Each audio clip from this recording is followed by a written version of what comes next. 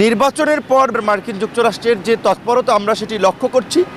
সেই ক্ষেত্রে মার্কিন যুক্তরাষ্ট্রের যদি এই তৎপরতা আপনার মধ্যবর্তী নির্বাচনের জন্য হয়ে থাকে, আমরা অ্যাপ্রিসিয়েট করব, আমরা স্বাগত জানাবো।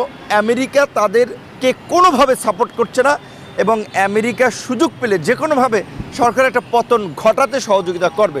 এখন মার্কিন যুক্তরাষ্ট্রের একজন প্রভাবশালী আপনার উপমন্ত্রী, দক্ষিণ ও মধ্য এশিয়া বিষয়ক মন্ত্রী, উপমন্ত্রী, যিনি ডোনাল্ড লু নির্বাচনের আগে এসেছিলেন, এখন আসছেন, তার এই আশাটা আবার বিশেষ করে জনগণ থেকে শুরু করে রাজনৈতিক বিশ্লেষক, সাংবাদিক, সাধারণ মানুষ সবার কাছে একটা অন্য ধরনের আগ্রহ এবং কৌতূহল সৃষ্টি করে। কারণ এটা অনেকেই জানে যে বিশেষ করে পাকিস্তানে যে ইমরান খানের সরকারকে উৎখাত করার জন্য আপনার এই ডোনাল্ড লুর ভূমিকা ছিল, সেটা ইমরান খান নিজে বলেছে। এমনকি শ্রীলঙ্কাতেও যে এই আপনার পরিবারতান্ত্রিক যে ফ্যাসিস্ট শাসনের বিরুদ্ধে সেখানকার জনগণ যে গণ অভ্যুত্থান ঘটিয়েছে, এইখানেও অনেকে বলে যে মার্কিন যুক্তরাষ্ট্রের একটা ইনভলভমেন্ট ছিল, তৎপরতা ছিল, যেহেতু শ্রীলঙ্কা অর্থনৈতিক ক্ষেত্রে একেবারেই আপনার চীনের দ্বারস্থ ছিল। তো এখন বাংলাদেশের এই সরকার তো কার্যত মার্কিন যুক্তরাষ্ট্রের বিরুদ্ধে যুদ্ধ ঘোষণা করেছে অনেক আগে। মার্কিন যুক্তরাষ্ট্রের উপমন্ত্রী হলেও বাংলাদেশ তথা এই সাবকন্টিনেন্টের দেশগুলোতে তাদের এই আসা যাওয়া, তাদের একটা দেশ সম্পর্কে মন্তব্য করাকে খুব গুরুত্বের সাথে দেখা হয়। এখন ওবায়দুল কাদের সাহেব বলছেন যে বিএনপিকে বা বিরোধীদের ইন্ডিকেট করে যে ডোনাল্ড লু আসছেন আওয়ামী লীগের সাথে সম্পর্ক উন্নয়ন করতে, যে বিরোধীদের আন্দোলন কিংবা বিরোধীদের সহযোগিতা করতে নয়। আচ্ছা, আপনার সরকার এমনি চাপে আছে, জনগণ ভোট কেন্দ্রে যায় না বিরোধীদের বর্জনের মুখে, মাত্র 5% ভোট পেয়েছে। তো 5% সরকারের পাশে যদি আমেরিকার মতো একটা সুপার পাওয়ার শক্তি থাকে, তাহলে তো তাদের জন্য শক্তি, তাদের তো ঢোল দেওয়ার কিছু নেই, তাহলে তো তারা শক্তভাবে ক্ষমতায় থাকতে পারবে।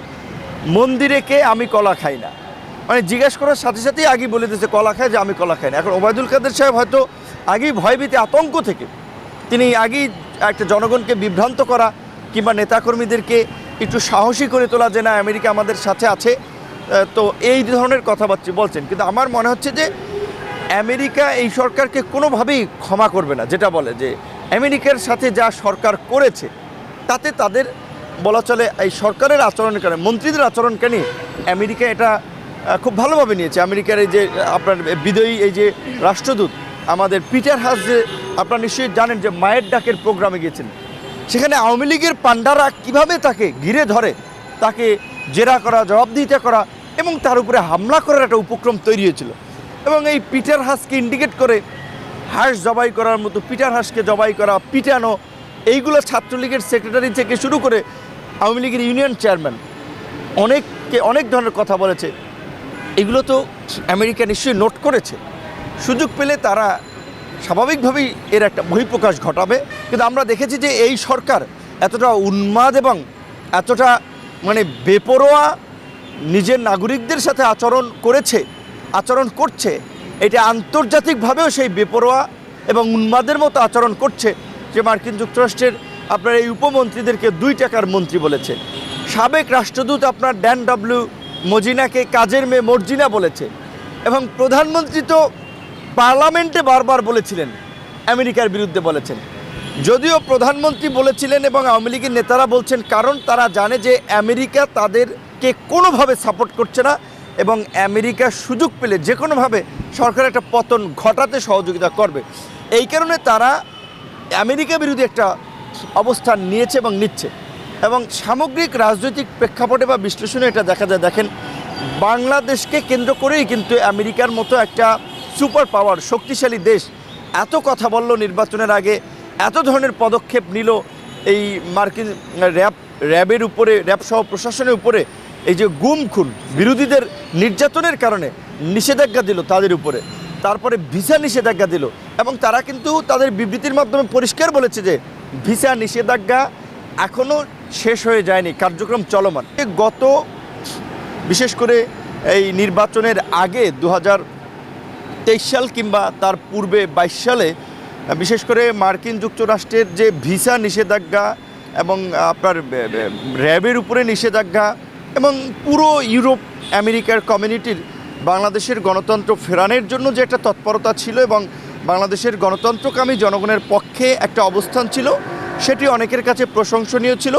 এবং আমরা বলেছি যে বাংলাদেশের প্রকৃত বন্ধু রাষ্ট্র যারা, তাদের অবস্থান জনগণের সাথেই হওয়া উচিত। যে জনগণ দীর্ঘদিন ধরে তারা ভোট দিয়ে জনপ্রতিনিধি নির্বাচন করতে পারে না, ভোট দিতে পারে না। তো কাজেই বাংলাদেশের যারা প্রকৃত বন্ধু রাষ্ট্র, উন্নয়ন সহযোগী রাষ্ট্র, তারা জনগণের এই আকাঙ্ক্ষায় প্রাধান্য দিয়ে তারা জনগণের পক্ষে অবস্থান নেবেন। সেখানে মার্কিন যুক্তরাষ্ট্রের বেশ একটা তৎপর ভূমিকা দেখা গিয়েছিল, বিশেষ করে নির্বাচনের পূর্বে। কিন্তু তার মানে এই না যে বাংলাদেশের জনগণকে মার্কিন যুক্তরাষ্ট্রের দিকেই তাকিয়ে থাকতে হবে, কিংবা মার্কিন যুক্তরাষ্ট্রই এইখানে গণতন্ত্র উদ্ধারকর্তায় পরিণত হবে। নির্বাচনের পর বিরোধী দল আবার তাদের সেই আন্দোলন সংগ্রাম এবং রাজপথের কর্মসূচি স্বাভাবিক করছে।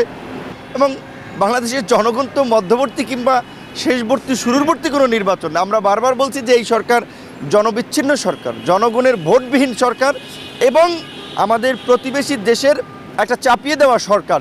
এরা বাংলাদেশের জনগণের সরকার নয়।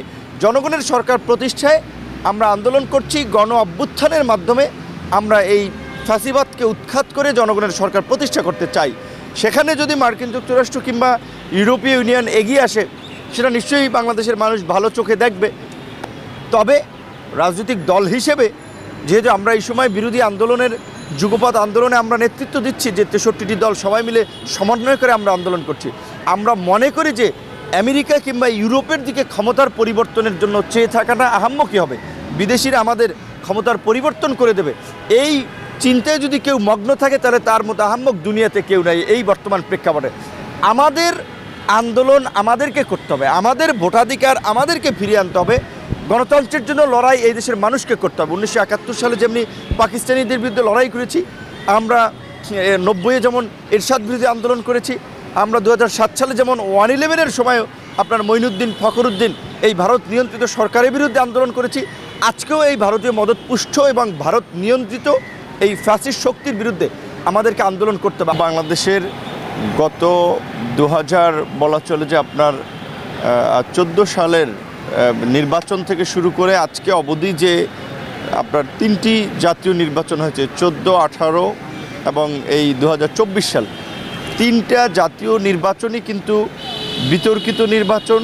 জনগণকে এই 3টা নির্বাচনে ভোটের অধিকার থেকে বঞ্চিত করে একটা প্রহসনের পাতানো নির্বাচন আয়োজন করা হয়েছে, যে কারণে গত 3টা এই নির্বাচনে জনগণ ভোট দিতে পারে নাই। জনগণ তাদের পছন্দ মতো যে জনপ্রতিনিধি নির্বাচন করা, সেটা পারে নাই। গণতান্ত্রিক রাষ্ট্রে যে নাগরিকরা রাষ্ট্র পরিচালনায় অংশগ্রহণের যে সুযোগ, সেটি থেকে জনগণ বঞ্চিত হয়েছে।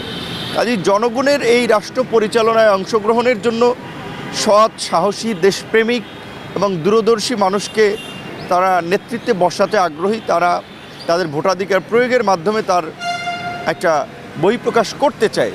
কিন্তু বর্তমান যে ভারতীয় মদতপুষ্ট সরকার রয়েছে, তারা বাংলাদেশে ভারতীয় একটা তাবেদারি শাসন প্রতিষ্ঠা করার জন্য মূলত বাংলাদেশের গণতন্ত্র এবং রাষ্ট্রীয় বিভিন্ন প্রতিষ্ঠান, সেটা বিচার বিভাগ বলেন, নির্বাচন কমিশন বলেন, প্রশাসন বলেন, সব আপনার ধ্বংস করেছে। সেই জায়গা থেকে জনগণ লড়াই করছে তার গণতান্ত্রিক অধিকার ফিরিয়ে আনার জন্য, ভোটের অধিকার ফিরিয়ে আনার জন্য এবং একটা নির্বাচনী ব্যবস্থা ফিরিয়ে আনার জন্য।